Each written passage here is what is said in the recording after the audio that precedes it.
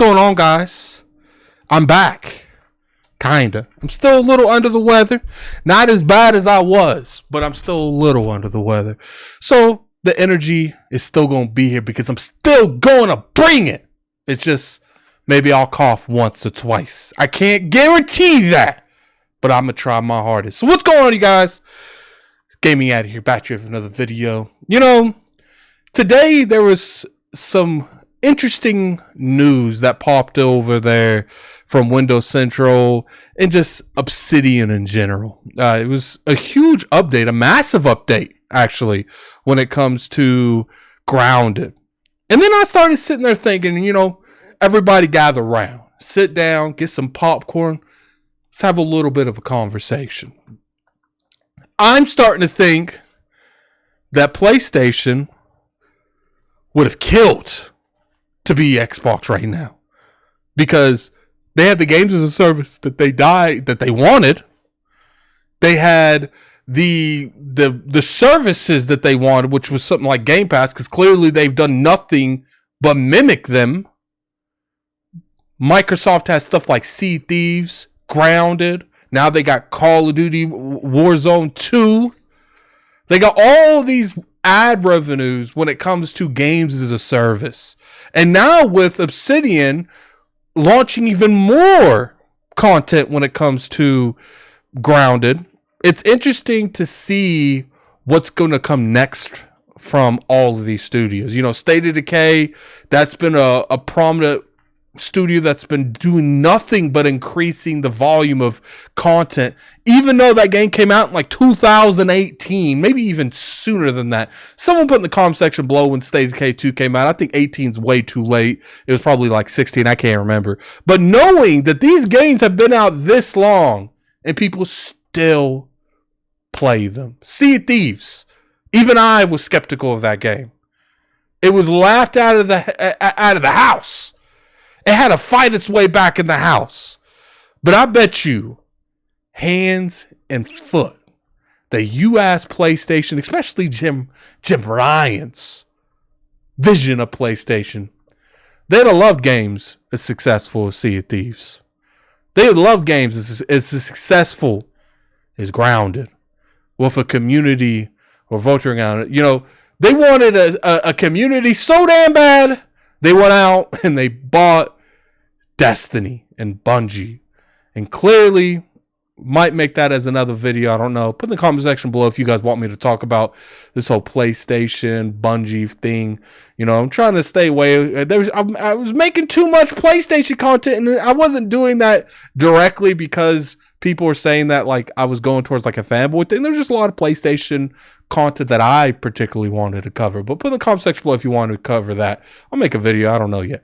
But when I'm sitting here looking at all these games coming out, I'm looking at Elder Scrolls Online, Fallout 76, even though that some of these games, especially Fallout 76, had very rocky releases.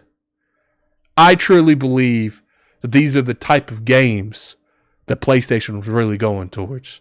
We got to really give our hats off to Xbox when it comes to that. They've let these studios nurture these games as a service, which is something, this type of game is not easy to do. Look at Bungie. Bungie is pretty much self-imploding right now. They've been doing it so well for so long and then so wrong, so well that they're a prime example that these type of games are not easy to make. They take a lot of resources, a lot of manpower. It's not as easy as people think to make these games as a service. Jim Ryan arguably took PlayStation in a direction because they wanted that type of money, and Xbox seemed to have more success doing it. What's funny is PlayStation could have continued to fight Xbox on their own territory, which is making single player over the shoulder, narrative driven experiences. But what it seemed like is they wanted more of the games as a service because it's revenue that you get every quarter. It pads your stats. Who wouldn't want that? It's interesting to see how the landscaping of gaming has turned in the past few years.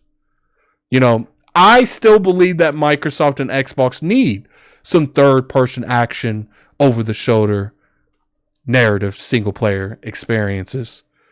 But I would be stupid not to say that Microsoft, with the games as a service that they currently have done something special.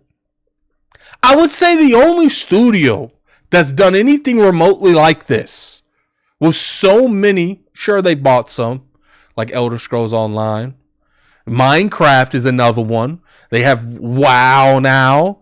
They have a vast, huge arrays of games as a service where it's just like, bravo, bravo. And, shout out to Microsoft, to Phil, to the executives over there at Xbox, allowing a game like Grounded to continue to succeed. I'm very curious to see where the future leads with these studios, And now that they got so many games of service, I want you guys' opinion. Do you think they need to try to make a couple more? Or, I think they need to focus on single players while supporting these games as a service from here going out. Sony clearly ain't going to be able to handle, they're not going to be able to fight them in these areas. So what you do is you strengthen that. And I think this is a fantastic movement that Microsoft has been able to add to their catalog, especially after buying ABK. Very curious to you guys' opinion on that. I just wanted to make this video just discuss how it is bizarre how PlayStation wanted these games as a service, and in the end, it's looking like it was by far going to be the single most devastating thing that's happened to their company since probably the PlayStation 3. But yeah, put in the comment section below what you guys feel about this. I'm very curious to your guys' opinion. I know, when it comes to this hasn't been something that's done overnight. Xbox has been working on these games for a long time. Even stuff that they don't necessarily get a lot of money from, like State of Decay and Grounded, they let people like Rare continue to work on Sea of Thieves because they're generating a lot of money. They're continuing to support Fallout 76 and Elder Scrolls Online. They're getting this huge, vast portion of these games as a service on Game Pass where you could just pay that $10, $15 a month or $16, $12 a month. I don't know what the services cost these days. And you have access to this huge library of games with all these games as a service that they usually do give you some form of benefits being in Game Pass. But what do you guys think about this? Do you think that, I'm completely off on this? Because I do think that PlayStation wanted this type of future. I'm just curious your guys' opinion. But appreciate everyone. I'm back. I'll be making videos again here going forward. I got a good video coming out tomorrow. Definitely curious your guys' opinion on that. But anyway, this is Gaming Addict. I'm out of here. Peace. Man, PlayStation really wanted this, man.